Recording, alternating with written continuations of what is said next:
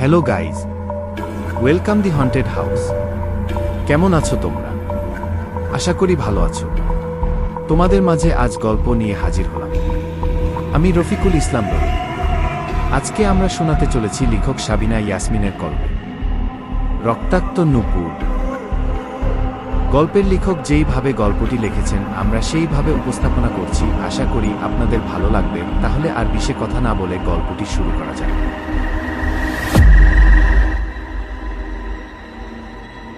এই গল্পের সমস্ত চরিত্র, নাম, ঘটনা এবং স্থানের নাম সম্পূর্ণ কাল্পনিক, যার বাস্তবের সঙ্গে কোনো মিল নেই। জীবিত বা মৃত কোনো ব্যক্তির সাথে কোনোরকমভাবে মিল খুঁজে পাওয়া গেলে তা নিতান্তই অনিচ্ছাকৃত এবং সম্পূর্ণ কাকতালীয়। এর জন্য লেখক কোনোভাবে দায়ী নন। এই গল্পের মধ্যে কিছু কিছু জায়গায় প্রাপ্তবয়স্ক ও প্রাপ্তমনস্ক বিষয় আছে। গল্পের বিষয়বস্তু মেলাতে গিয়ে সেইগুলি আমাকে বাধ্য হয়ে ব্যবহার করতে হয়েছে। এর জন্য আমি সকলের কাছে ক্ষমা চেয়ে নিচ্ছি।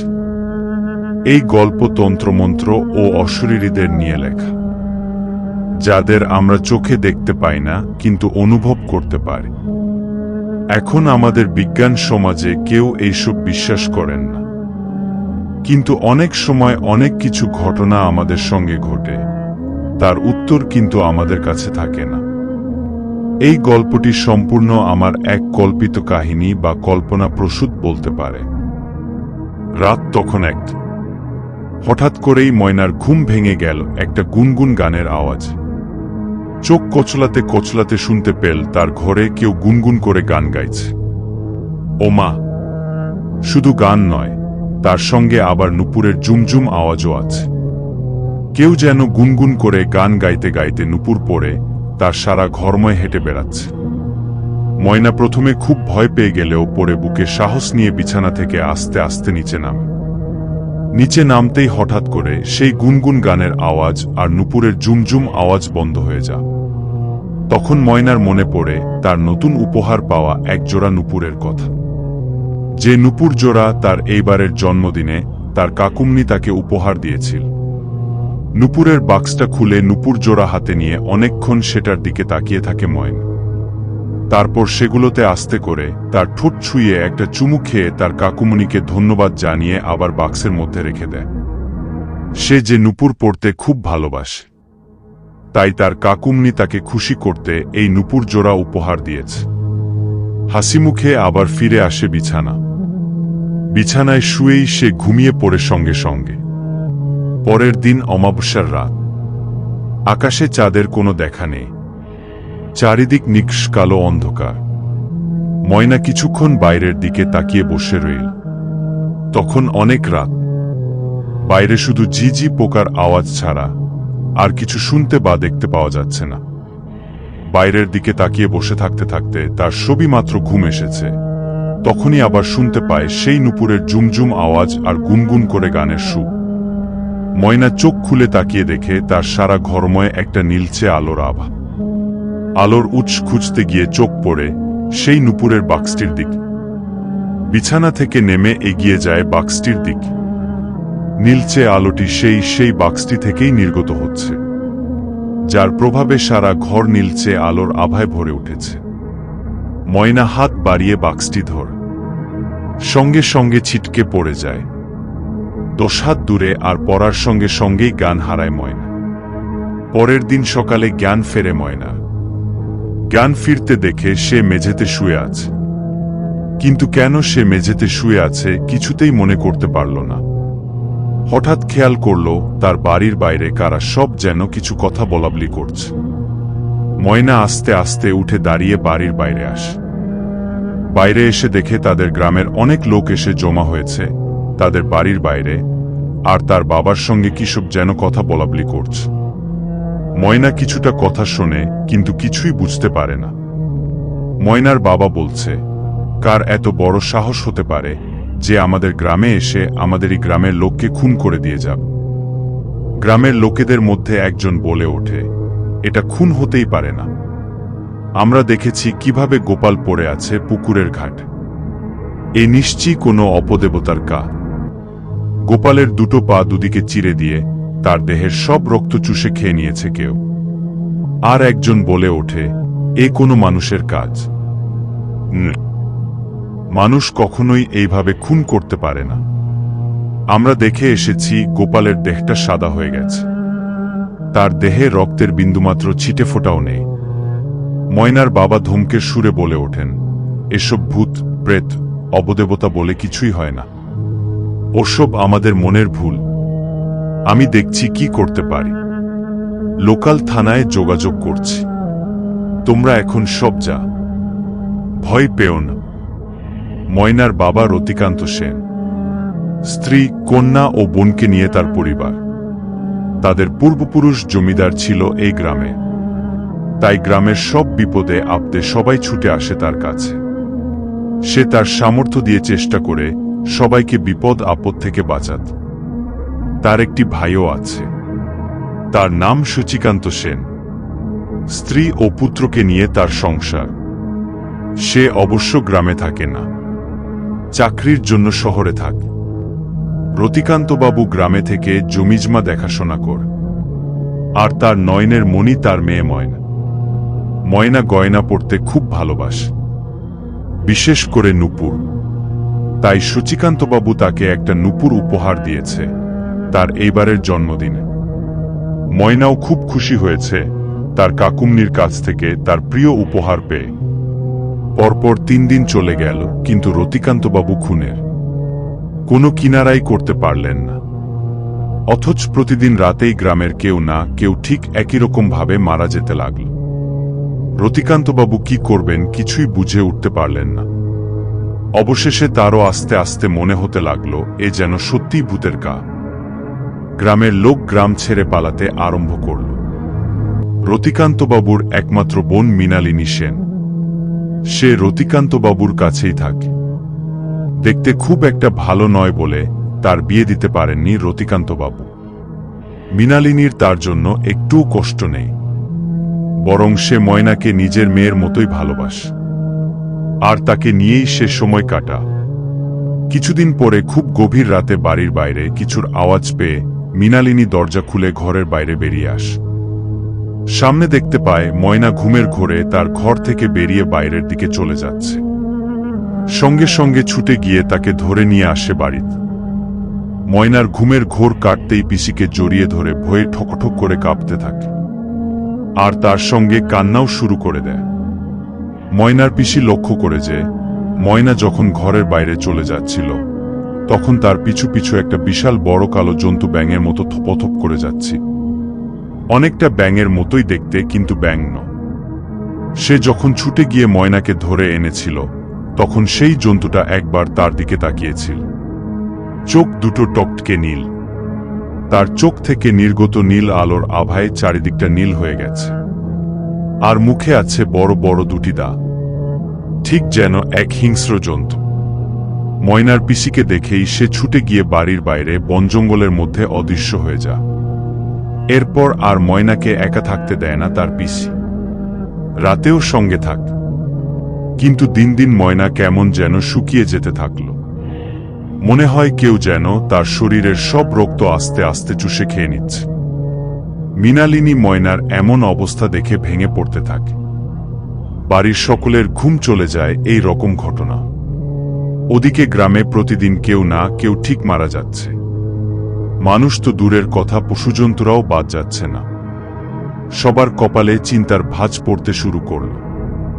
গ্রামের শেষ প্রান্তে উত্তর দিকে এক শ্মশান আছে, সেখানে এক তান্ত্রিক থাকেন। মৃণালিনী কাউকে কিছু না জানিয়ে সেই তান্ত্রিকের কাছে যান। ময়নার এইরকম অবস্থা সে যে আর চোখে দেখতে পারছে না।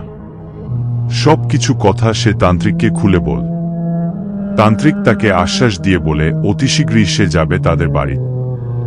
একটা কবজ দেয় ময়নার হাতে পরিয়ে দেবার জন্য, আর বাকি কাজ তিনি বাড়িতে গিয়ে করবেন বলে কথা দেন।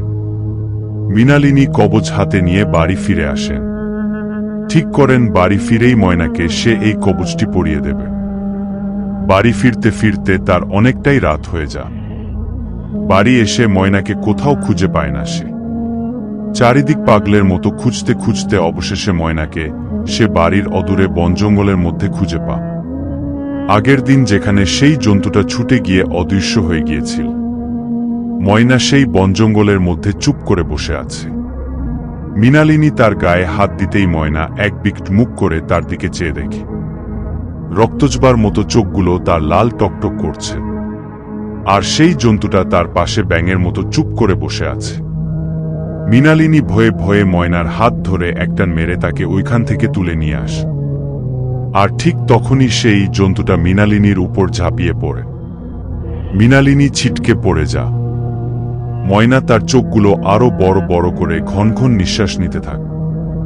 মৃণালিনীর মুখের বাকরুদ্ধ হয়ে গেছে। বহু চেষ্টা করছে চেঁচিয়ে লোকজন ডাকার, কিন্তু কিছুতেই পারছে না। জন্তুটা তখন বিকট হাসি হেসে মৃণালিনীর পা দুটোকে দুদিকে তুলে ধর, এক ঝটকায় দুটো পা দুদিকে চিরে ধর। মৃণালিনীর শরীর থেকে টাটকা তাজা রক্ত ফিনিক দিয়ে বেরিয়ে আসে। জন্তুটি পরম আনন্দে সেই তাজা রক্ত পান করতে থাকে। একসময় মৃণালিনীর শরীরটা রক্তশূন্য হয়ে পড়ে থাকে বনজঙ্গলের মধ্যে। ময়না বিজয়ীর হাসি হাসতে হাসতে ফিরে আসে ঘর। পরের দিন সকালে যখন মৃণালিনীর মৃত রক্তশূন্য দেহটা সবার চোখে পড়ে, ময়না তখনও ঘুম থেকে ওঠেন। বাড়িতে কান্নার শোরগোল পড়ে যা। ময়না ধীরে ধীরে বাইরে বেরিয়ে আসে। তার পিসির মৃতদেহের কাছে সে কাঁদতে থাকে, প্রায় অজ্ঞান হয়ে যাওয়ার মতো অবস্থা। এত কিছু তার চোখের সামনে ঘটে গেলেও আগের দিন রাতের কোনো কথাই ময়নার মনে নেই। এ কি হচ্ছে তার সঙ্গে সে কিছুই বুঝতে পারছে না। অথচ দিনের পর দিন সে প্রায় মরণাপন্ন হয়ে পড়ছে। ময়নার বাবা আর কোনো উপায় না পেয়ে ওদের গ্রামের শ্মশানে যে তান্ত্রিক থাকে তার শরণাপন্ন। তান্ত্রিক তৎক্ষণাৎ সেখানে এসে উপস্থিত হয়। মৃণালিনীর কাপড়ের আঁচলে তখনও সেই কবচটা বাঁধা রয়েছে। মৃণালিনীর আঁচল থেকে কবচটা খুলে নিয়ে তান্ত্রিক বলেন, এই কবচটির জন্যই মারা গেলেন উনি। আমি কাল দিয়েছিলাম ওনাকে এই কবচ আপনাদের বাড়ির মেয়ের হাতে পরিয়ে দেবার জন্য। তার আগেই ওকে মেরে ফেলেছে সে। সবাই এই কথা শুনে অবাক। এ ওর মুখের দিকে তাকিয়ে দেখাদেখি করছে। তান্ত্রিক আবার বলে ওঠেন, চিন্তার কোনো কারণ নেই, আমি এসে গেছি, সব ঠিক করে দেব। আপনারা ভয় পাবেন না। দেখি সে কত বড় ক্ষমতার অধিকারী, আমার সঙ্গে কি করে পাল্লা দেয়। তান্ত্রিকের মুখের কথা শেষ হবার সঙ্গে সঙ্গেই একটি বিশাল গাছ কোথা থেকে এসে তান্ত্রিকের মাথার উপর সজোরে পড়ে। কয়েক সেকেন্ডের মধ্যেই তান্ত্রিকের মৃত্যু। সবাই দেখতে পায় আস্তে আস্তে তান্ত্রিকের পা দুটো উপরের দিকে উঠে যাচ্ছে, আর মুহূর্তের মধ্যেই দুটো পা দুদিকে চিরে তাজা রক্ত ফিনিক দিয়ে বেরিয়ে আসছে, কিন্তু মাটিতে একটুও পড়ছে না। সবাই ভয়ে বাড়ির ভিতরে ছুটে ঢুকে যা। এদিকে ময়নার অবস্থা আরো খারাপ হতে শুরু করে। তাকে বাধ্য হয়েই হসপিটালে ভর্তি করতে হয়। রক্ত দেওয়ার খুবই প্রয়োজন ময়নার শরীরে। পরপর দুদিন একটানা রক্ত দেওয়ার পরও যখন অবস্থার উন্নতি ঘটল না, তখন ডাক্তারবাবু ময়নার বাবাকে বললেন, যদি অভয় দেন তাহলে একটা কথা বল। এটা কোনো শারীরিক রোগ নয়, আমি যেটা বুঝতে পারছি। ময়নার শরীরে কোনো রকম রোগ নেই। এইভাবে মেয়েকে আপনারা বাঁচাতে পারবেন না। ওর অবস্থা আরো খারাপের দিকে যাচ্ছে। অবস্থা উন্নতির চেয়ে অবনতি বেশি হচ্ছে। ময়নার বাবা কাঁদতে কাঁদতে ডাক্তারের হাত ধরে বললেন, তাহলে এখন কি করব আমরা? এইভাবে আমার একমাত্র মেয়ে, আমার নয়নের মণি চলে যাবে আমার সামনে দিয়ে। আমি শুধু দাঁড়িয়ে দাঁড়িয়ে দেখব, কিছুই কি করার নেই। ডাক্তারবাবু বললেন, চিন্তা নেই, আপনি কাঁদবেন না, সব ঠিক হয়ে যাবে। আমার এক বন্ধু আছে মনোরোগ বিশেষজ্ঞ, আমি এখনই কথা বলছি ওর সঙ্গে। ও এলেই সব ঠিক হয়ে যাবে। ও এইসব বিষয় নিয়ে প্রচুর পড়াশোনা করেছে। এখন ও এক বিশ্ববিদ্যালয়ের মনোসায়েন্সের প্রফেসর। চ্যালেঞ্জ নিতে খুব ভালোবাসে আমার বন্ধু। একটু দাঁড়ান, আমি এখনই খবর দিচ্ছি ওকে। ময়নার বাবা বললেন, তিনি কি আসবেন এখানে? ডাক্তারবাবু বললেন, অবশ্যই আসবে সে। কেউ ওকে ডাকলেই ছুটে যায় সে তৎক্ষণাৎ। সে সব কিছু ঠিক করে দেবে। আপনি একটু শান্ত হয়ে বসুন। ময়নার শরীরের রোগটা মনের রোগ, আর মনের রোগ মনোরোগ বিশেষজ্ঞ ছাড়া কেউ ভালো করতে পারবে না। আপনারা চিন্তা করবেন না, আমি এখনই খবর দিচ্ছি তাকে। দেখবেন আজই সে এসে পড়বে। এই বলে ডাক্তারবাবু হসপিটালের ভিতরে চলে গেলেন। কিছুক্ষণের মধ্যেই আবার ফিরে এসে জানালেন ওনার বন্ধু আসছে, কিছুক্ষণের মধ্যেই পৌঁছে যাবে এসে। ময়নার বাবা একটু নিশ্চিন্ত হলেন, কিন্তু মনের কালো মেঘ দূর হল না তার। এতখানি বলে আমি থামলাম। আমি কলকাতার এক বিশ্ববিদ্যালয়ের মনোরোগ বিভাগের প্রফেসর। আমার কিছু ছাত্রছাত্রী ভূতের গল্প শুনতে খুব ভালোবাসে, তাই তাদের কাছে আমি এই গল্পটি এতক্ষণ ধরে বলছিলাম। যদিও এই গল্পটি গল্প নয়, আমার জীবনের সঙ্গে ঘটে যাওয়া একটি নির্মম সত্য কাহিনী। এক ছাত্র বলে উঠল, তারপর কি হলো স্যার? আমি খুব বড় করে একটা দীর্ঘশ্বাস নিয়ে বললাম, রোহিত মানে ময়নাদের গ্রামের হসপিটালের সেই ডাক্তার আমার ছোটবেলার বন্ধু। একই স্কুলে একই কলেজে পড়াশোনা করেছি। ও ডাক্তারি পড়ার জন্য বাইরে চলে গিয়েছিল। ডাক্তার হয়ে ফিরে এসে ময়নাদের গ্রামের সরকারি হসপিটালে এখন কর্মরত। আর আমি মনোরোগ ও মনোবিদ্যা নিয়ে পড়াশোনা করেছি, তাই এখন আমি এই বিশ্ববিদ্যালয়ের মনোরোগ ডিপার্টমেন্টের প্রফেসর। ছোটবেলা থেকেই আমার ভূতপ্রেত সম্বন্ধে জানার খুব ইচ্ছা ছিল, তাই সেই ইচ্ছা প্রকাশে আমি মনোরোগ নিয়ে পড়াশোনা করেছি, আর কিছু মন্ত্রতন্ত্র শিখেছি আমার গুরুদেবের কাছে। তাই সেদিন রোহিত যখন আমাকে পুরো বিষয়টা বলে ডেকে পাঠিয়েছিল, তখন আমি রোহিতের ডাকে চুপ করে বসে থাকতে পারিনি। ছুটে গিয়েছিলাম ময়নাদের গ্রামে। যখন গ্রামের মুখে আমি প্রবেশ করলাম, তখনই বুঝতে পারলাম কিছু একটা চলছে এই গ্রামে। আকাশে কালো মেঘের ছায়া লক্ষ্য করলাম, যেন পুরো গ্রামটাকে ঢেকে রেখেছে। ময়নাদের বাড়ির সামনে এসে যখন গাড়ি থেকে নামলাম, তখন অনুভব করলাম একটা গুমোট গরম আবহাওয়া পুরো বাড়িটাকে গ্রাস করে রেখেছে। ও হ্যাঁ, একটা কথা তো বলতেই ভুলে গেলাম। রামপুরহাট থেকে মাইল 3 দূরে চিতলপুর গ্রাম। বিকেল 3টে নাগাদ সেখানে গিয়ে পৌঁছালাম। নিতান্তি পাড়াগা, কিন্তু বাড়িখানা সত্যি দেখবার মতো। বিরাট দোতলা জমিদার বাড়ি, একটা বারবাড়ি, একটা ভেতরের মহল, সব মিলিয়ে প্রায় 23-24 খানা ঘর। রতিকান্তবাবু খবর পেয়ে বাড়িতে ফিরে এসেছিলেন। ময়নার মা হসপিটালে ময়নার কাছে ছিল।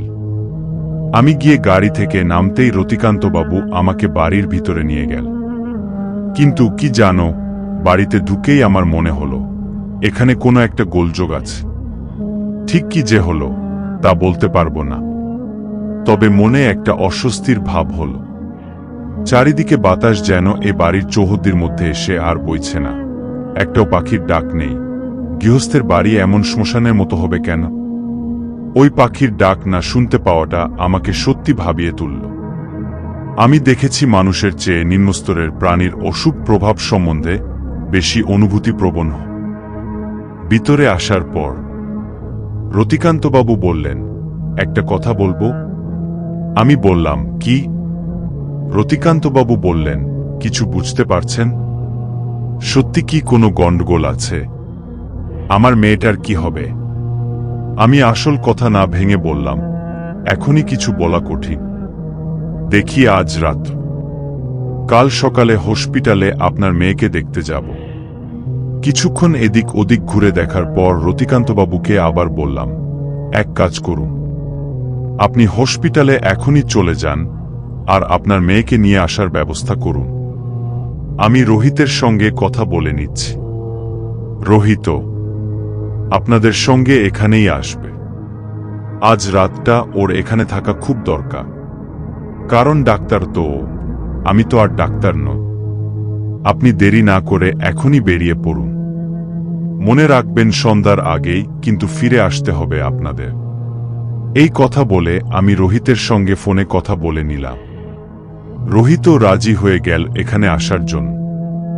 অন্য একজনকে হসপিটালের চার্জ বুঝিয়ে দিয়েই সে বেরিয়ে পড়বে। সন্ধ্যার কিছুটা আগেই রতিকান্তবাবু তার মেয়ে ময়না ও ও রোহিতকে নিয়ে এসে পৌঁছালো এই বাড়ি। আমি ময়নাকে দেখেই অবাক হয়ে গেলাম। এত সুন্দর দেখতে একটা মেয়ে কেমন যেন হয়ে গেছে। প্রায় তার সারা শরীর সাদা হয়ে এসেছে। শরীরের রক্তের ভাগ খুবই কমে এসেছে। অতি শীঘ্রই কিছু ব্যবস্থা না করতে পারলে ময়না হয়তো মারা যাবে। তাই যা করতে হবে খুব তাড়াতাড়ি করতে হবে আমার। রতিকান্তবাবুর কাছে আগেই সব শুনেছি। রোহিত এসেই আমাকে দেখে আমার সঙ্গে ব্যাপারটা নিয়ে আলোচনা করল। আমি ময়নার ঘরে গিয়ে যখন ঢুকলাম তখন ময়না ঘুমাচ্ছে। শরীরের এইরকম অবস্থাতেও ময়নাকে খুব সুন্দর দেখতে লাগছে। আমি এমন ভাবে ওর দিকে তাকিয়ে থাকলাম যেন মনে হচ্ছে আর দেখতে পাবো না। আসলে ভালো করে নিজের মনের মধ্যে ময়নার ওই চাঁদপানা মুখটা গেঁথে নিতে চাইছিলাম, যাতে ময়নাকে যখন দেখতে পাবো না তখন ময়নার এই মুখটা আমার স্মৃতিতে ভেসে উঠবে। যতই দেখছি ততই মনে হচ্ছে কি সুন্দর, কি মিষ্টি, যেন সদ্য ফোটা গোলাপ ফুল। ঢেউ খেলানো চুলগুলো এলোমেলো হয়ে মুখের উপর, কপালের উপর দুষ্টুমি করছে। বড় বড় চোখ, হরিণের মতো শান্ত, দিঘির মতো গভীর।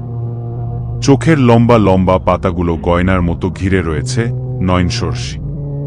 হালকা টিকালো নাক, আর তার তলায় তুলি দিয়ে আঁকা ঠোঁটগুলো যেন একে অন্যের পরিপূরক। এক কথায় আমি ময়নার প্রেমে পড়ে যাই। তাই জেদ নিয়ে বলি এর শেষ আমি দেখেই ছাড়ব। সন্ধ্যার অন্ধকার যখন বেশ গা হয়ে এসেছে তখনই আমি ওই নুপুরের আওয়াজটা শুনতে পেলাম। শুধু নুপুরের আওয়াজ নয়, তার সঙ্গে গুনগুন করে গানের আওয়াজও ভেসে আসছে। আমার সামনে বসেছিল রোহিত। দেখলাম তার মুখ নিমেষেই রক্তহীন সাদা হয়ে গেল। আমাকে বলল, ওই শুনছ? কে নুপুর পায়ে ঝমঝম শব্দে হেঁটে বেড়াচ্ছে আর গুনগুন করে গান গাইছে। আমি বললাম, বেশি করে বলবার দরকার ছিল না। কোথা থেকে ভেসে আসছে একটা নুপুরের আওয়াজ, শুধু এটা বললেই হতো। কিন্তু আসছে কোথা থেকে শব্দটা? একবার মনে হচ্ছে বাইরে থেকে, আবার মনে হচ্ছে খুব একটা বেশি দূরে নয়, কাছাকাছি কোথাও থেকে। রোহিত ভয়ে আড়ষ্ট হয়ে গেছে। রতিকান্তবাবু সেই আওয়াজ পেয়ে চলে এসেছে এখানে। ওনার মুখেও দেখলাম আতঙ্কের ছাপ। আমি ওদের দুজনের দিকে তাকিয়ে বললাম, ভয় পেও না তোমরা, দাঁড়া, আমাকে একটা টর্চ এনে দাও তো। রতিকান্তবাবু বাড়ির ভিতরে থেকে একটা টর্চ নিয়ে এলেন। সেটা নিয়ে ঘর থেকে বেরোতে বেরোতে বললাম, তোমরা এইখানে থাকো, ঘর থেকে বাইরে বেরিও না, আমি একটু দেখে আসি। আর হ্যাঁ, ময়নার দিকে একটু খেয়াল রেখো। কিন্তু দেখবটা কি? টর্চ হাতে সারা বাড়িময় তন্ন তন্ন করে খুঁজলাম।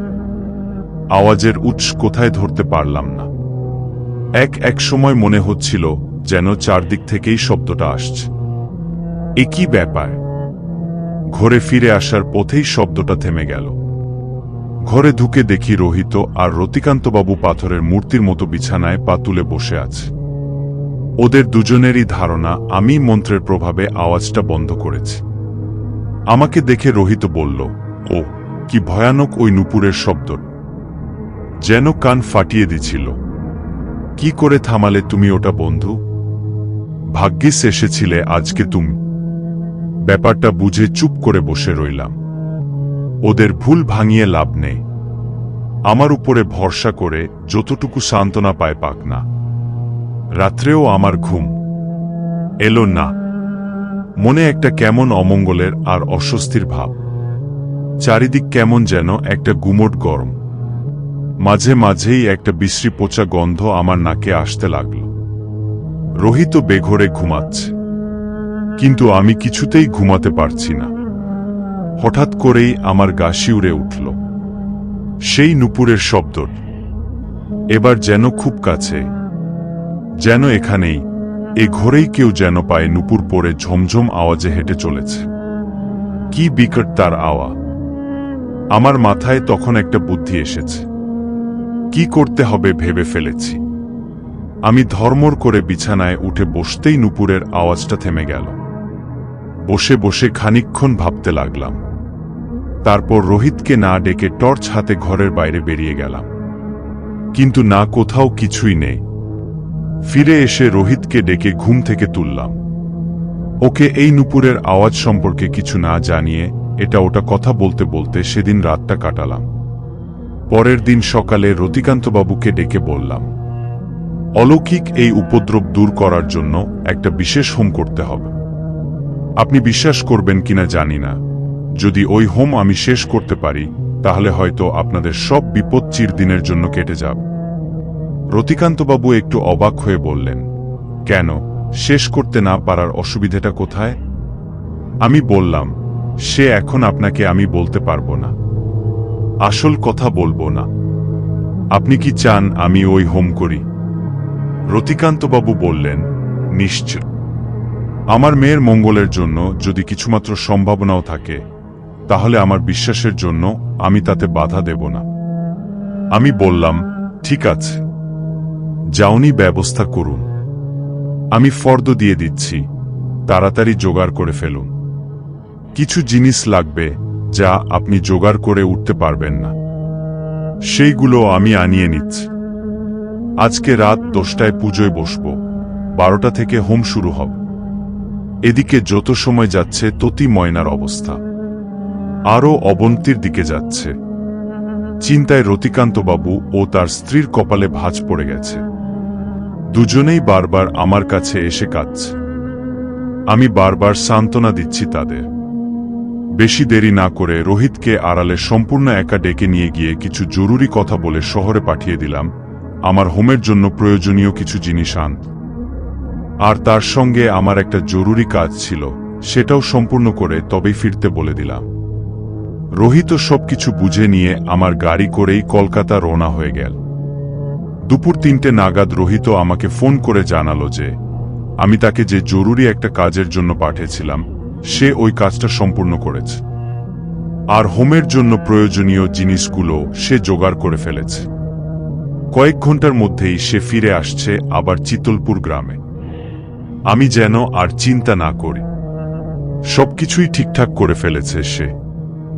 আমি খুব খুশি হলাম রোহিতের কাজ।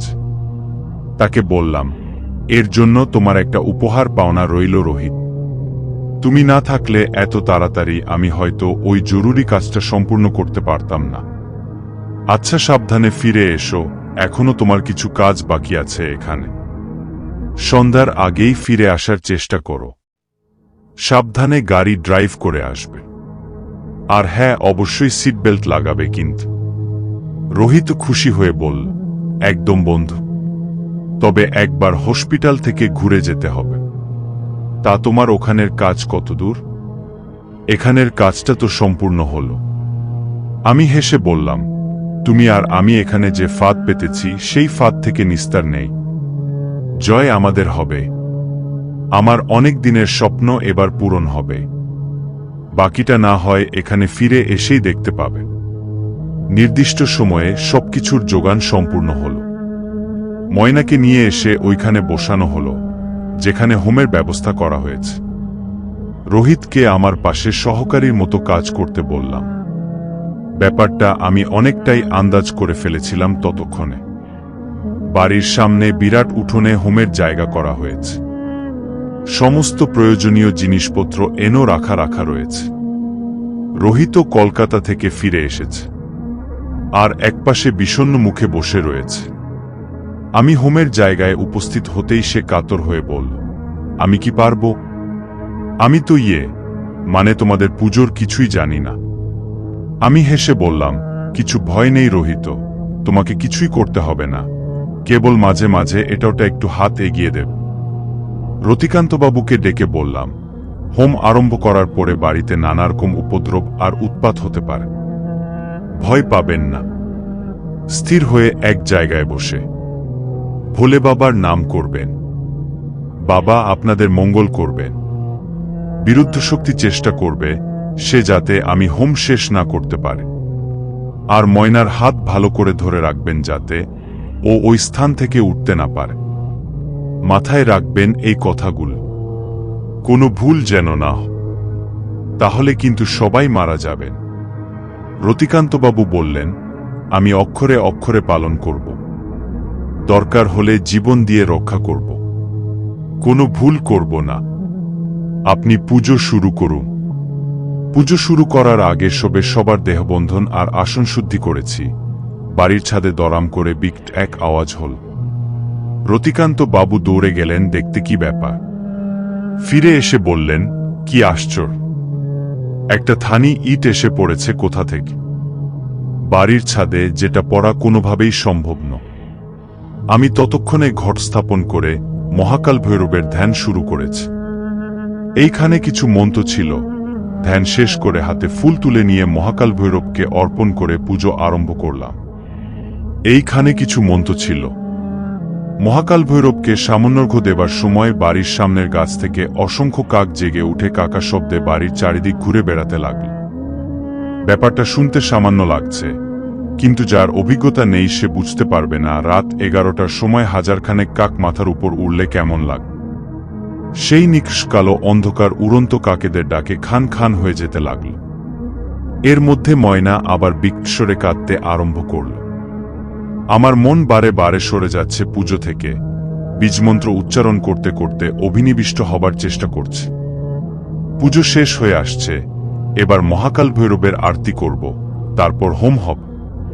কিন্তু আমার তখন কেবল এক চিন্তা, হোম শেষ হবে তো? পুজো শেষ করে হোমের বেদিতে বালির উপর যোগিনীমণ্ডল আঁকলাম।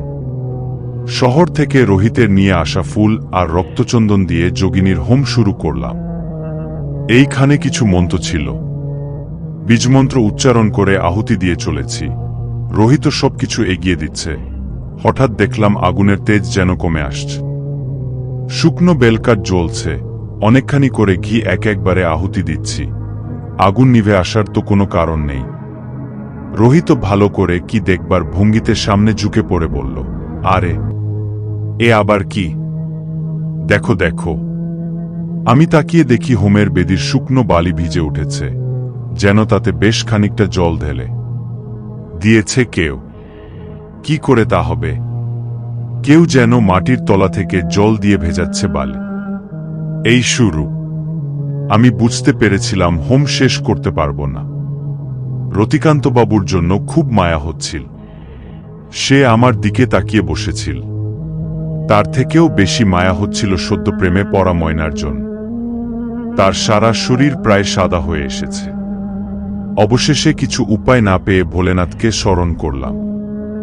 ভোলেনাথের কৃপায় মাথায় বুদ্ধি খেলে গেল সঙ্গে সঙ্গে আমার। আমি মহাকালের ধ্যান আরম্ভ করলাম। এইখানে কিছু মন্ত্র ছিল। মহাকাল শিবের কৃপায় পরিস্থিতি তখন অনেকটাই ঠান্ডা হয়েছে। হোমের আগুন দেখলাম আবার আগের মতোই দাউ দাউ করে জ্বলছে। বাবা মহাকাল শিবের কৃপায় হোম শেষ করতে সক্ষম হলাম। কিন্তু বিপদ ঘটল অন্য জায়গা। হঠাৎ করেই ময়নার শরীরে যেন অসুরের মতো ক্ষমতা এসে গেল। সবাইকে ছাড়িয়ে সোজা উঠে এলো হোমকুণ্ডের দিক। কিন্তু হোমকুণ্ডের ধারে কাছেও যখন ঘেঁষতে পারল না, তখন তেরে এলো আমার দিক। আমাকে সে এক্ষুন্নি মেরে ফেলবে। কেউ তাকে আটকাতে পারছে না। তবে হোম শেষ হয়ে গেছে, এটাই একটা শান্তি। শেষ হওয়ার আগে যদি ময়না এইরূপ আচরণ করত তাহলে কি হতো কে জানে। ময়নার এইরূপ আচরণে কি করব যখন কিছু বুঝতে পারছিলাম না, তখন হঠাৎ গুরুদেবের কথা মনে পড়ল। গুরুদেব একবার আমায় বলেছিলেন, যখন কোথাও ব্যর্থ হবে তোমার অভিষ্ট লক্ষ্যে, তখন বিজ্ঞানের সাহায্য নেবে। বাবা মহাদেবের আরাধনা করবে। এই পৃথিবীর সবথেকে শক্তিশালী মহামৃত্যুঞ্জয় মন্ত্র পাঠ করবে। দেখবে সব বিপদ কেটে যাবে বাবা মহাদেবের কৃপা। তুমি তোমার অভিষ্ট লক্ষ্যে সফল হবে। গুরুদেবের এই কথাগুলি মনে পড়তেই আমি অবশেষে বিজ্ঞানেরই সাহায্য নিলাম। মনোবিদ্যায় আমি পারদর্শী। আমাকে 10 মাথাওয়ালা রাবণও এর আখ্যা দেওয়া হয়েছে। সঠিক সময়ে সঠিক জিনিসটা আমার মাথায় চট করে খেলে যা। মনোবিদ্যায় পারদর্শী হওয়ার ফলে ময়নার মুখের দিকে তাকিয়ে ওর মন বুঝতে আমার বেশিক্ষণ লাগল না। ও কি বলতে চাইছে সেটা আন্দাজ করতে পারলাম। বাবা মহাদেবের নাম নিয়ে তাকে আমার সব কথা শোনার জন্য বাধ্য করতে বেশি সময় লাগল না। ময়নাকে মোহিত করে আমি চোখ বন্ধ করলাম। চোখ বন্ধ করে মহাকাল শিবের মন্ত্র উচ্চারণ করতে লাগলাম। এইখানে কিছু মন্ত্র ছিল। মহাকাল শিবের মন্ত্র উচ্চারণ শেষে যখন চোখ খুললাম, তখন ঠিক সময়মতো রোহিত আমার দিকে রক্তচন্দন এগিয়ে দিই। মন্ত্র উচ্চারণের ফলে আমি বাবা মহাকালকে আমার শরীরে প্রবেশ করিয়েছি। তাই রোহিতের হাত থেকে রক্তচন্দনটা নিয়ে তার তিলক নিজের কপালে ধারণ করলাম। রক্তচন্দনের তিলক কপালে ধারণ করতেই আমার চোখগুলো ধক করে নীল হয়ে জ্বলে উঠল। সেই নীল আলোর আভায় ময়না আমার প্রতি দুর্বল হয়ে পড়ল। ঠিক তখনই হঠাৎ করে একটা বিশাল পেতলের জলের ঘরা শূন্যে ভেসে এলো আমার দিক। আমি হর হর ভোলেনাথ নাম নিয়ে এক ঘুষিতে ঘোড়াটিকে দুভাগে ভাগ করে মাটিতে ফেলে দিলাম। বুঝতে পারলাম আমার শরীরে প্রচুর ক্ষমতা বেড়ে গেছে। মহাকাল শিব আমার শরীরে এখন অবস্থান করছেন।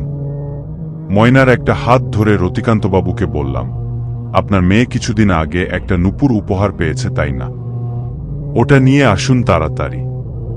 রতিকান্তবাবু নিমেষের মধ্যে সেটি নিয়ে এসে হাজির হলেন। আমি নূপুরটি রতিকান্তবাবুর হাত থেকে নিতেই একটা পচা গন্ধে চারিদিক ভরে উঠল, ঠিক যেন একটা মরাপচার গন্ধ। কি উৎকট তার গন্ধ! সবাই নাক মুখ চাপা দিয়েও সেই গন্ধ কিছুতেই গেল না। সবার শরীরের সঙ্গে যেন মিশে যাচ্ছে আস্তে আস্তে সেই গন্ধ। শুধু গন্ধ নয়, তার সঙ্গে আবার একটা বিকট হাসি। সবার কান ঝালাপালা করে দিল। সবাই কান চাপা দিয়ে বসে রইল। একদিকে উৎকট এই পচা গন্ধ, অন্যদিকে ওই বিকট হাসি। সবাই অতিষ্ঠ হয়ে উঠল। কিন্তু মজার বিষয়, ময়নার যেন কিছুই মনে হচ্ছে না। সে একইভাবে চুপ করে বসে রইল আমার কাছে। আমিও শক্ত করে এক হাতে তাকে চেপে ধরে রইলাম, আর অন্য হাতে নূপুরটি নিয়ে রোহিতকে বললাম, শহর থেকে যে রক্তচন্দন এনেছ সেটা ছিটিয়ে দাও এই নূপুরের উপর। রোহিত খুব তাড়াতাড়ি রোহিতের সঙ্গে সঙ্গে নূপুরের উপর রক্তচন্দন ছিটিয়ে দিল। আমি বাবা মহাদেবের নাম নিতে শুরু করলাম। 3 বার উচ্চারণ করার সঙ্গে সঙ্গেই নূপুরটি থেকে টাটকা তাজা লাল রক্ত বের হতে শুরু করল। আস্তে আস্তে নূপুরটি রক্তে লাল হয়ে উঠল। অবশেষে নূপুরটি রক্তাক্ত নূপুরে পরিণত হল। সবার ভয়ে মূর্ছা যাওয়ার মতন অবস্থা তখন। কিন্তু ময়না সেই একইভাবে বসে আছে। তার মধ্যে কোনো হেলদোল নেই। যা করার তাড়াতাড়ি করতে হবে, না হলে এই নূপুর এখানে উপস্থিত সবাইকে মেরে ফেলবে। তাই বেশি দেরি না করে আমি সঙ্গে সঙ্গেই মনোবিজ্ঞানের সাহায্য নিলাম। গুরুদেব বলেছিলেন, কোনো কিছু বড় কাজ করার সময় মনকে একাগ্র করা বাধ্যতামূলক। তাই মনোবিজ্ঞানের সাহায্যে খুব তাড়াতাড়ি আমি মনকে একাগ্র করলাম। মন একাগ্র হয়ে যেতেই আমি মহাকাল শিবের মন্ত্র উচ্চারণ করতে লাগলাম। এক হাতে ময়নাকে আরো শক্ত করে চেপে ধরলাম, আর অন্য হাতে ওই রক্তাক্ত নূপুরটিকে। কারণ এই দুটো জিনিসই প্রাণপণ চেষ্টা করবে আমার হাত থেকে নিজেদের ছাড়িয়ে নিতে। কিন্তু সেই সুযোগ আমি দেব না। এক মনে মহাকাল শিবের মন্ত্র উচ্চারণ করে যেতে লাগলাম। আমার মন্ত্র উচ্চারণ শেষ হয়ে যেতেই যে উৎকট পচা গন্ধে চারিদিক ভরে উঠেছিল, সেটা নিমেষের মধ্যে মিলিয়ে গেল। আমি মহাকাল শিবের মন্ত্র উচ্চারণ করে নূপুরটিকে থামিয়ে দিয়েছি। কিন্তু এর পরেই এক অদ্ভুত ঘটনা ঘটল। আমি আগে থেকেই জানতাম এরকম কিছু একটা হবে। আমি যেটা আন্দাজ করেছিলাম সেটাই হল। কিন্তু এই বাড়ির অন্যান্য সদস্যরা এর জন্য কোনোমতেই প্রস্তুত ছিল না। সবাই চমকে উঠে ভয়ে আড়ষ্ট হয়ে গেছে। কিন্তু ঠিক সেই মুহূর্তে হঠাৎ করেই দেখলাম ময়না আমার কাঁধে মাথা রেখে অজ্ঞান হয়ে পড়ল। ময়না অজ্ঞান হয়ে যাওয়া মাত্র একটি ব্যাঙের মতো জন্তু থপথপ করে সবার চারিদিকে ঘুরতে লাগল, যার চোখ থেকে ঠিকরে পড়ছে নীলচে আলো। সেই আলোয় চোখ খুলে চেয়ে থাকা সবার পক্ষে খুব কষ্টকর হল। কিন্তু ভগবান শিবকে আমি আমার শরীরে আহ্বান করেছি, তাই আমার কিছুই করতে পারছে না। আস্তে আস্তে সে এবার বিরাট গর্জন করতে আরম্ভ করল। দেখলাম তার মুখের মধ্যে হিংস্র 2টি দাঁত আছে। দাঁত দুটি রক্তে লাল হয়ে আছে, আর মুখ থেকে লোলুপ জিভটা লকলক করে ঝুলছে টাটকা রক্তের নেশা। কিন্তু যেহেতু আমি সবার গাত্রবন্ধন করে রেখেছি, তাই সে কিছুই করতে পারছে না, শুধু গর্জন করছে আর রাগে গো গো করে সবার চারিদিকে ঘুরছে। ঠিক সেই সময়ে আমার হাতে ধরে রাখা ওই রক্তাক্ত নূপুরের মধ্যে থেকেও নীলচে আলোর আভা দেয় সে কি ভয়ঙ্কর। আর ওই জন্তুটিও একটা বিরাট আকৃতি ধারণ করল। সে কি ভয়ঙ্কর মূর্তি। সবাই ভয়ে ঠকঠক করে কাঁপতে লাগল। রোহিত ছুটে এসে আমার পাশে দাঁড়িয়েছে। আমি এক হাতে অজ্ঞান হয়ে যাওয়া ময়নাকে ভালো করে আমার বুকের মধ্যে চেপে ধরে অন্য হাতে ওই রক্তাক্ত নুপুরটি নিয়ে মহাকাল শিবের সবচেয়ে শক্তিশালী মহামৃত্যুঞ্জয় মন্ত্র উচ্চারণ করতে লাগলাম। মন্ত্র উচ্চারণের সাথে সাথেই মনোবিদ্যার সাহায্যে মনকে একাগ্র করলাম ওই মন্ত্রের মধ্যে। আমার সামনে এখন শুধু দুটি জিনিস, এক ময়না আর দুই ওই রক্তাক্ত নুপুর। তাছাড়া আমি আর যেন কাউকেই দেখতে পাচ্ছি না। এই জায়গায় আমরা তিন ছাড়া আর কেউ নেই। ভগবান শিব প্রসন্ন হতেই আমার চোখ দিয়েও নীলচে আলোর রশ্মি বের করলাম। এই আলোর রশ্মিতে সমস্ত অপশক্তির বিনাশ ঘটবে, যার কারণ আমি মহাকাল শিবকে আগেই আমার শরীরের মধ্যে আহ্বান করেছিলাম। আমার চোখ থেকে নির্গত নীলচে আলোর রশ্মি ওই জন্তুটির চোখে পড়তেই সের আগে আরো হিংস্র হয়ে উঠে গো গো করতে করতে হঠাৎ মিলিয়ে গেল। এই পুরো ব্যাপারটাই ঘটল আমার চোখ থেকে নির্গত ওই নীলচে আলোর রশ্মির প্রভাবে। আমি মাথা নিচু করে যেই ওই রক্তাক্ত নুপুরটির দিকে দেখলাম, সঙ্গে সঙ্গে আমার চোখ থেকে নির্গত নীলচে আলোর রশ্মিতে নুপুরটির রূপ বদল হয়ে গেল। একটি নরকঙ্কালের হাড়ে পরিণত হল ওই রক্তাক্ত নুপুরটি। সঙ্গে সঙ্গে আমি সেই হাড়টি নিয়ে ময়নার দিকে তুলে ধরলাম। আমি ঠিক এই মুহূর্তটার জন্যই অপেক্ষা করছিলাম। ময়নার দিকে ওই হাড়টি তুকে ধরতেই ময়নার চোখগুলো ধক করে জ্বলে উঠল। তার চোখ দিয়েও নীলচে আলোর আভা নির্গত হতে থাকল। সে কি রূপ ময়নার তখন, ঠিক যেন উগ্ররূপী ডাকিনী। ময়নার এই উগ্ররূপে আমার মোহ কেটে গেল। আমি তৎক্ষণাৎ রতিকান্তবাবুকে সামনে আসতে বললাম। যেহেতু আগেই আমি সবার গাত্রবন্ধন করে রেখেছি, তাই ভয়ের কিছু নেই বলে তাকে আশ্বাস দিলাম। রতিকান্তবাবু সামনে আসতেই তাকে আমি ভয় পেতে বারণ করলাম। রোহিতকে আমার পাশে দাঁড়াতে বললাম, কিন্তু ততক্ষণে ময়না তার তাণ্ডবলীলা শুরু করে দিয়েছে।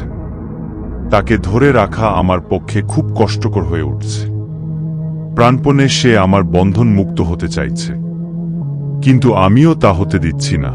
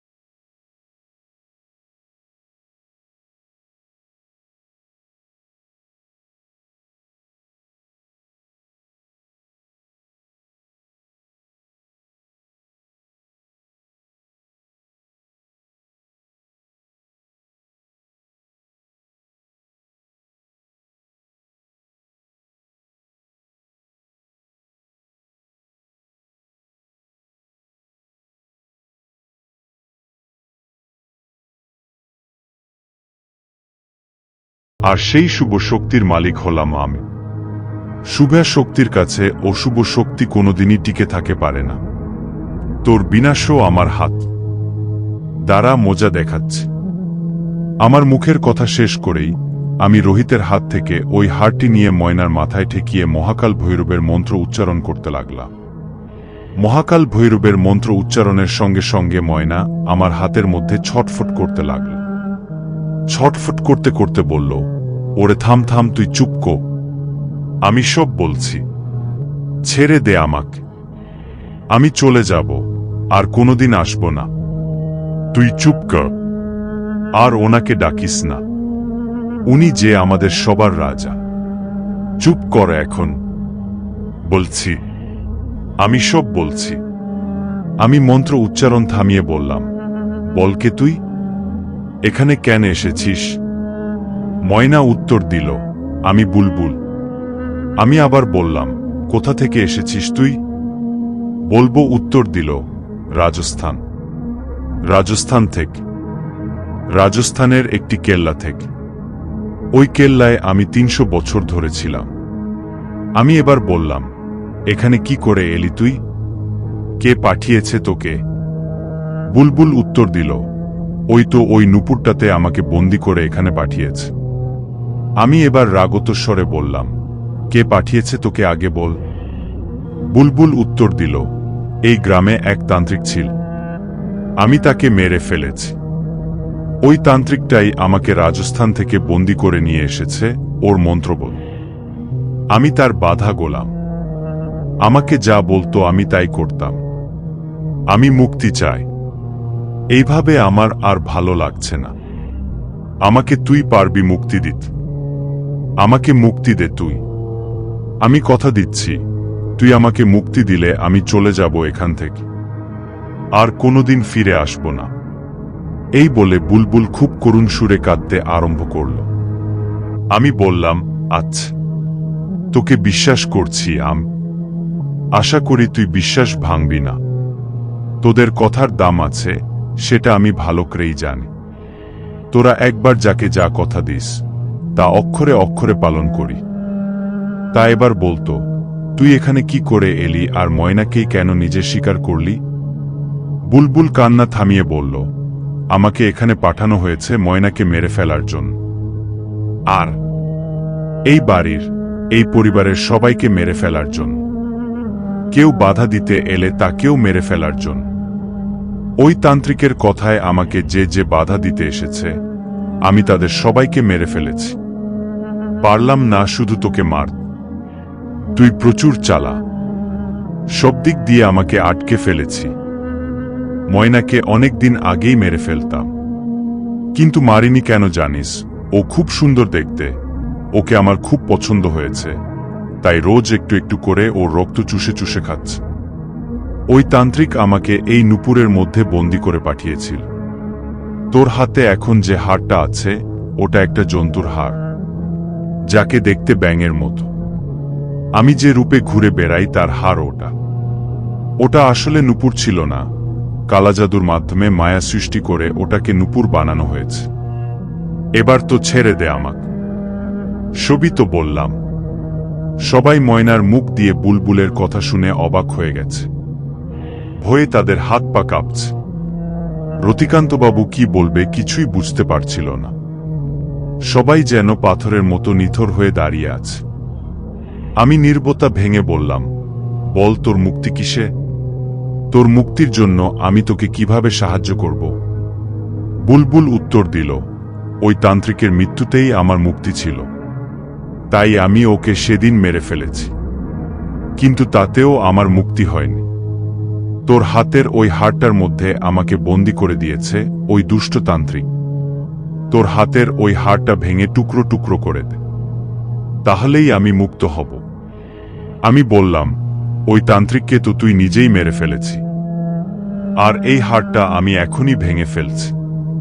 কথা শেষ হতেই মহাকাল শিবের সবচেয়ে শক্তিশালী মহামৃত্যুঞ্জয় মন্ত্র উচ্চারণ করতে লাগলাম। মন্ত্র উচ্চারণ করতে করতে হাড়টা ভেঙে টুকরো টুকরো করে ফেললাম। তারপর বুলবুলকে বললাম, নে তুই এখন মুক্ত হয়ে গেছি। আমি তোর কথা মতোই কাজ করেছি, তোকে বিশ্বাস কর। তুই আমাকে কথা দে এখনই চলে যাবি এখান থেকে, আর কোনোদিন আসবি না এখানে। ময়নাকে ছেড়ে চিরতরে চলে যাব এখান থেকে। আশা করছি তুই আমার কথা রাখবি। বুলবুল বলল, হ্যাঁ হ্যাঁ, আমি মুক্ত হয়ে গেছি। এই কথা বলেই অট্টহাসিতে ফেটে পড়ল বুলবুল। সে কি আওয়াজ, সবার কান ঝালাপালা হওয়ার জোগাড়। আমি চেঁচিয়ে বললাম, থাম তাড়াতাড়ি, ডাকবো তোদের রাজবাবুকে? বুলবুল সঙ্গে সঙ্গে হাসি থামিয়ে বলল, ওরে না না ডাকিস না। আমি চুপ করলাম। তোকে কথা দিচ্ছি আমি এখনই চলে যাব, আর কোনোদিন আসব না।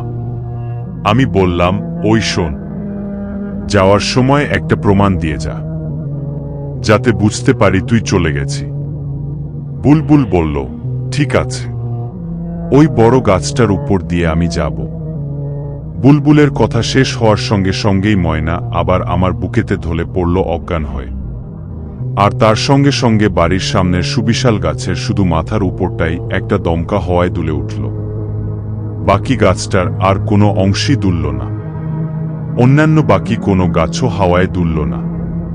আমি বুঝতেই পারলাম বুলবুল চলে গেছে। সত্যি এদের কথার কত দাম। এরা মানুষের মতো বেইমান নয়, মানুষের মতো নোংরা নয়।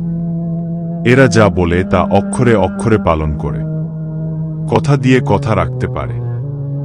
সত্যি একটা কৃতজ্ঞতায় চোখে জল এসে গিয়েছিল। মনে মনে বলেছিলাম, বুলবুল তোমায় অসংখ্য ধন্যবাদ আমার কথা রাখার জন্য। রোহিতের দিকে চেয়ে দেখলাম সে আমার থেকে অনেকটা দূরে দাঁড়িয়ে আছে। রতিকান্ত বাবু আর ওনার স্ত্রীকে ডেকে বললাম, ময়নাকে ভিতরে নিয়ে যান, বিপদ কেটে গেছে, আর কোনো ভয় নেই।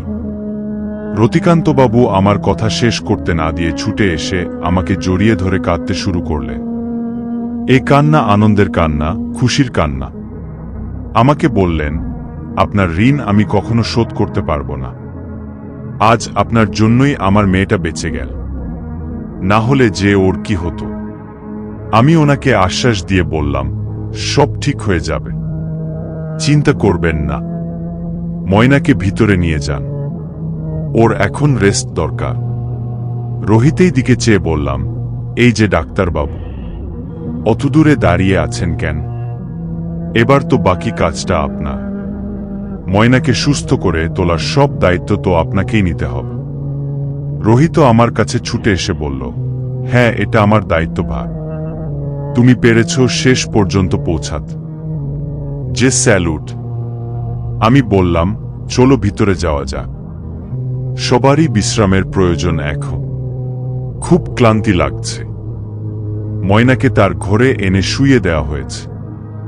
রোহিত হসপিটালে ফোন করে একজন নার্সকে ডেকে পাঠিয়েছে।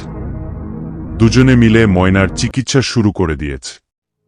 আমি একটা ঘরে গিয়ে ক্লান্তিতে ঘুমিয়ে পড়লাম। পরের দিন সকালে ঘুম থেকে উঠে দেখলাম গ্রামটা আর সেই রকম লাগছে না আসার সময় যেই রকম দেখেছিলাম। বেশ সুস্থ স্বাভাবিক লাগছে পুরো গ্রামটাকে। বিপদের কালো ছায়াটাও কেটে গেছে। হাতে এক কাপ গরম কফি নিয়ে দাঁড়িয়ে দাঁড়িয়ে বাইরের সৌন্দর্য দেখছিলাম। আসলে শহরের ইটকাট পাথরের জঙ্গলে তো থাকি, তাই গ্রামের সৌন্দর্য দেখা ভাগ্যে জোটে না খুব একটু প্রাণ ভরে নিঃশ্বাস নেওয়া যা। কফি শেষ হয়ে যেতে আরও এক কাপ কফির জন্য বলে দিলাম, আর সবাইকে এক জায়গায় ডেকে পাঠালাম। কিছুক্ষণ পরেই কফি চলে এল। বাড়ির সবাইও এসে উপস্থিত ময়নার ঘরে। হাতে গরম কফির কাপটা নিয়ে ময়নার ঘরে ঢুকে বাড়ির সবাইকে এক জায়গায় দেখে বললাম, সবার মনে একটা কথা ঘোরাফেরা করছে নিশ্চয়। রতিকান্তবাবু, আপনি কি বলেন? কে এমন আছে যে আপনার মেয়েকে মারতে চাইছে? আপনার কোনো কারোর সঙ্গে কি কিছু শত্রুতা আছে? রতিকান্তবাবু বললেন, সেরকম তো কেউই নেই। আমার সঙ্গে শত্রুতা কার হবে?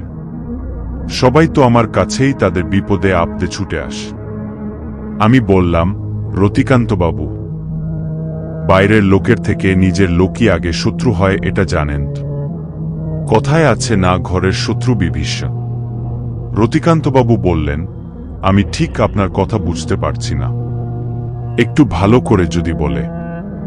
আমি বললাম, সব বলবো, সেজন্যই তো এখানে সবাইকে ডেকে পাঠিয়েছি।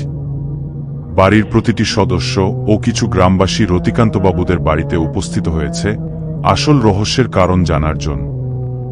রতিকান্তবাবু বললেন, এবার বলুন তো ব্যাপারটা কি? আমি ঠিক আপনার কথা বুঝতে পারছি না। আমি বললাম, রতিকান্তবাবু, আপনার মেয়েকে আর আপনাদের এই বাড়ির সবাইকে মারতে ময়নার শরীরে এই বুলবুলকে আপনাদের গ্রামের তান্ত্রিক পাঠিয়েছিল আপনার ভাই সুচিকান্তবাবুর কথা। আপনার মেয়ে ভালোই থাকত, কিন্তু ও গয়না পরতে খুব ভালোবাসে, তো তাই সেই সুযোগটাই আপনার ভাই নিয়েছে ওর জন্মদিনে নুপুরটি উপহার দিয়ে। ময়না নুপুরটি পায়ে পরার সঙ্গে সঙ্গে ওর শরীরে বুলবুল প্রবেশ করেছিল। ও সারাদিন থাকত ময়না হয়ে, আর সন্ধ্যার অন্ধকার নামলেই ও পরিণত হতো বুলবুল। আসলে ময়না সিসমফোনিয়া রোগে আক্রান্ত হয়েছিল, যে রোগে একটা শরীরে দুটো আত্মা কাজ করে। আমাদের সাইকোলজির একটা খুব গুরুত্বপূর্ণ অধ্যায় এটি। রতিকান্তবাবু বললেন, সুচি, কিন্তু ও কেন এইরকম করবে? আমি আবার বললাম, আপনার পুরো সম্পত্তি ও একা নিজে হস্তগত করার জন্যই এই কাজটি করেছিল। ময়নার শরীরে বুলবুলকে প্রবেশ করিয়ে আপনার বোনকে মেরেছে। এর পরের টার্গেট ছিলেন আপনারা দুজনে, আর সবশেষে ময়না। তাহলেই ওর কাজ হাসিল হয়ে যায়। কিন্তু ওই তান্ত্রিকের একটি ভুলে সবকিছু বানচাল হয়ে যা। বুলবুল ওই তান্ত্রিককে মেরে ফেল, আর বুলবুলের শক্তি দ্বিগুণ হয়ে যা। ও তখন শুধু আপনাদের বাড়ির লোক নয়, গ্রামের লোককেও মারতে শুরু কর, এমনকি পশু জন্তুদেরও ছাড়েনি সে।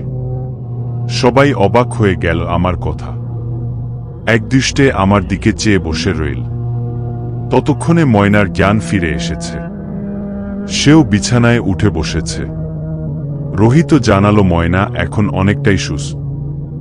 রতিকান্তবাবু রেগে গিয়ে চেঁচিয়ে বলে উঠলেন, সুচি, সুচি এই কাজ করেছে, ওকে আমি সারা জীবন জেল খাটাবো। আমি বললাম, আপনি শান্ত হন। হ্যাঁ, সুচিকান্তবাবুই এইসব করেছে, চিন্তা করবেন না, উনি পুলিশের হাতে ধরা পড়েছেন। মনে আছে আমি কাল রোহিতকে কলকাতা পাঠিয়েছিলাম যজ্ঞের কিছু জিনিস আনতে। আসলে যজ্ঞের কোনো জিনিস আনতে ওকে কলকাতা পাঠাইনি, আমি সুচিকান্তবাবুকে পুলিশের হাতে তুলে দেওয়ার জন্যই পাঠিয়েছিলাম। রতিকান্তবাবু আমার কথা শুনে বললেন, আপনি কি করে জানলেন? আমি বললাম, মনে আছে আপনাদের, যেদিন আমি প্রথম এসেছিলাম এই বাড়িতে, সেদিন সন্ধ্যায় নুপুরের ওই আওয়াজের কথা। তখন আমি কিছু খুঁজে পাইনি, কিন্তু মধ্যরাতে আমি আবার ওই আওয়াজটা শুনতে পাই। তখন ওই আওয়াজের উৎস খুঁজতে আমি আবার ঘর থেকে বাইরে বেরোই। শব্দের উৎস খুঁজতে খুঁজতে আমি ময়নার ঘরে গিয়ে পৌঁছাই। দেখতে পাই আপনার স্ত্রী অঘরে ঘুমাচ্ছে, আর ময়না সারা ঘরময় পায়ে ওই নুপুরটা পরে ঘুরে বেড়াচ্ছে। আর ওই নুপুর থেকে নীলচে আলোর একটা আভা নির্গত হচ্ছে, আর ময়নার পিছু পিছু একটা ব্যাঙের মতো হিংস্র জন্তু ঘুরে বেড়াচ্ছে। আমি ঘরের মধ্যে প্রবেশ করতেই ওই জন্তুটি অদৃশ্য হয়ে যায়, আর নীলচে আলোর আভাও বন্ধ হয়ে যা। পরিবেশটা ঠান্ডা হয়ে যা।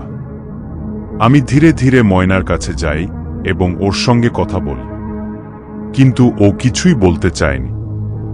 আমি ওর মাথায় হাত রেখে মহাকাল ভগবান শিবের সবচেয়ে শক্তিশালী মন্ত্র উচ্চারণ করতেই ময়না সম্বিত ফিরে পা।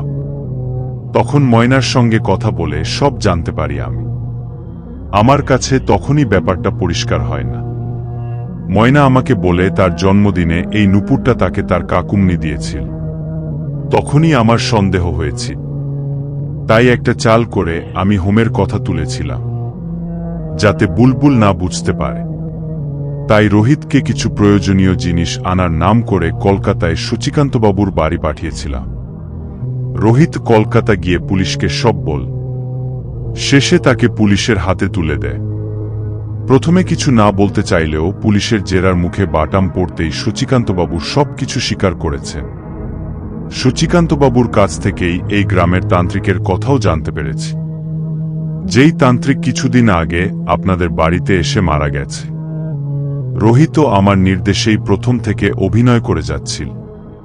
ময়না আমাকে বলেছিল যে সে বুঝতে পারছে ওর সঙ্গে কিছু একটা হচ্ছে, কিন্তু কি হচ্ছে বুঝতে পারছিল না, আর ও কিছু করতেও পারছিল না। আগেই বলেছি যে ও সারাদিন থাকতো ময়না হয়ে, কিন্তু সন্ধ্যার অন্ধকার নামলেই ও বুলবুলে পরিণত হতো। তারপর ওর সঙ্গে কি হতো, ও কি করত তা আর ওর কিছুই মনে পড়তো না পরের দিন। আর কালকে রাতের ওই হোমটা ছিল সম্পূর্ণ আমার একটা খেলা। আমার নির্দেশেই ভেজা বালি দিয়ে হোমের বেদি তৈরি করেছিল রোহিত। আমি একটা ফাঁদ পেতেছিলাম, আর সেই ফাঁদেই পা দিয়েছিল বুলবুল। আমি জানতাম ও আমার পাতা ফাঁদে পা দেবে, কারণ ও আগের থেকেও বেশি হিংস্র হয়ে উঠেছিল। আর এটাও জানতাম যে বুলবুল প্রাণপণ চেষ্টা করবে হোম বন্ধ করতে, কিন্তু আমি নিজে থেকেই যদি বন্ধ করে দিই তাহলে ও সেই ফাঁদে পা দেবে, আর আমার ধারণা সম্পূর্ণ সত্যি করে দিয়ে ও আমার পাতা ফাঁদেই পা দিয়ে বসে, যাতে আমার কাজটা সম্পূর্ণ করতে আরও সুবিধা হয়ে যায়। এক নিঃশ্বাসে এতগুলি কথা বলার পরে জোরে একটা দীর্ঘশ্বাস নিলাম। রোহিত আমার পিঠ চাপড়ে বলল, গ্রেট বন্ধু। রতিকান্তবাবু আমাকে ধরে কাঁদতে কাঁদতে বললেন, আপনাকে কি বলে যে আমি ধন্যবাদ দেব কিছুই বুঝতে পারছি না। আজ যদি আপনি না থাকতেন তাহলে আমার মেয়েটার যে কি হতো, ওকে বাঁচাতে পারতাম না। আর আমার নিজের মায়ের পেটের ভাই যে এইরকম করবে আমার সঙ্গে আমি ভাবতেই পারি। ও যা চেয়েছে তাই দিয়ে দিয়েছি ওকে। এটাও যদি আমাকে বলতো তাহলে এটাও আমি ওকে দিয়ে দিতাম। আমার মেয়ের উপর দিয়ে এইভাবে। আর কথা বলতে পারল না রতিকান্তবাবু। হাউ হাউ করে কাঁদতে শুরু করল। আমি বললাম, ধন্যবাদ দিতে হলে রোহিতকে দিন। ও যদি সময়মতো আমাকে না ডেকে পাঠাতো আর কিছুই করার থাকতো না। আর কোনো ভয় নেই, সব বিপদ কেটে গেছে। ময়না কিছুদিনের মধ্যেই সুস্থ হয়ে উঠবে।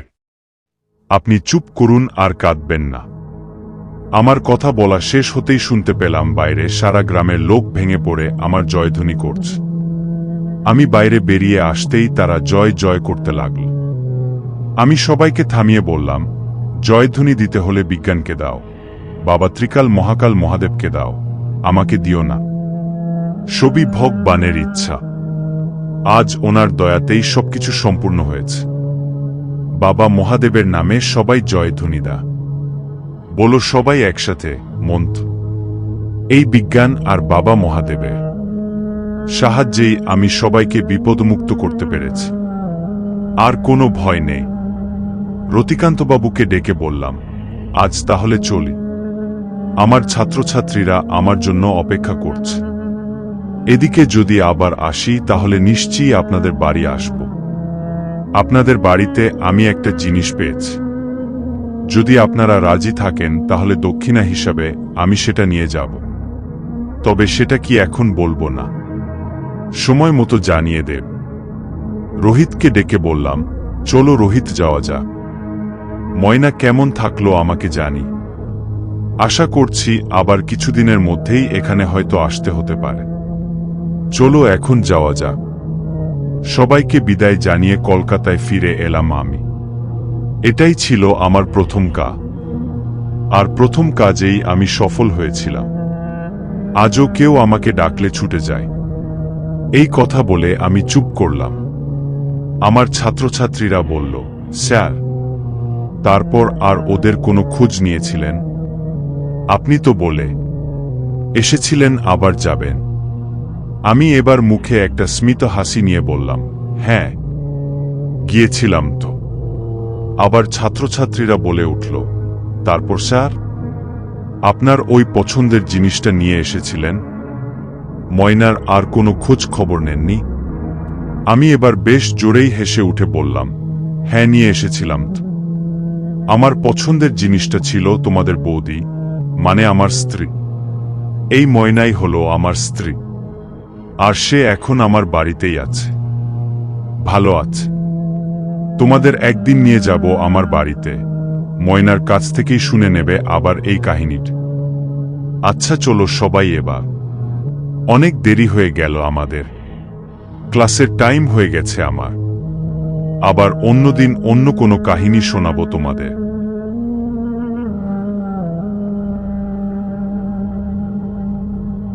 তো বন্ধুরা, আজকের জন্য এইটুকুই। আশা করি আপনাদের গল্পটি ভালো লেগেছে। ভালো লাগলে ভিডিওতে লাইক ও চ্যানেলটি সাবস্ক্রাইব করে দেবেন। আজকের ভিডিও লাইক M10টি আশা করি আপনারা কমপ্লিট করে দিবেন ও কমেন্ট করে জানাবেন গল্পটি আপনাদের কেমন লাগলো। দেখা হবে পরে কোনো পর্বে।